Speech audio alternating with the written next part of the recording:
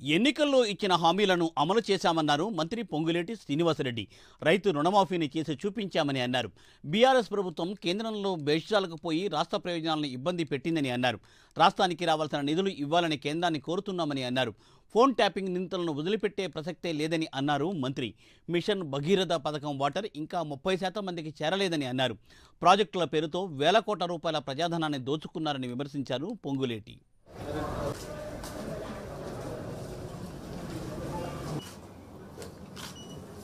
The third biggest town in సచ్చిని బాబుని కొట్టి కొట్టి ఎంతసేపు వచ్చినా చచ్చేది ఒక్కసారి.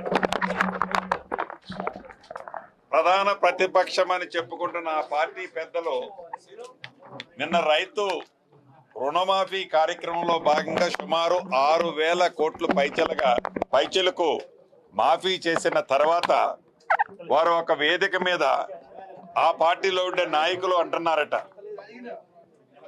రైతు భరోసా కోసం ఏదైతే 7,000 కోట్లున్నాయో 7,000 కోట్లని ఇటు డైవర్ట్ చేశారు అని.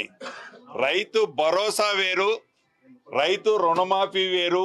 ఈ రెండు గ్రహించని మీరు, ఈ రెండుకి తేడా తెలియని మీరు 10 సంవత్సరాలు మీరు ఎలా పరిపాలన చేశారో, ఈ రాష్ట్ర ప్రభుత్వంలో పేదోడు ప్రభుత్వం ఇందిరమ్మ ప్రభుత్వాన్ని మీరు ఎలా అనిపిస్తుందో కనీసం ఇప్పటికైనా మీకు జ్ఞానోదయం కానందుకు చాలా నవ్వొస్తుంది.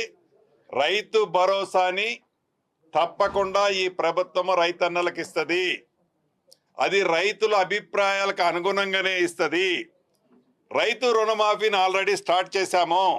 దీన్ని కూడా ఆగస్టు నెలలోపే మీలాగా 5 సంవత్సరాలు ఇవ్వదు, మొదటి 8 నెలల లోపులోనే ఇవ్వబోతుంది.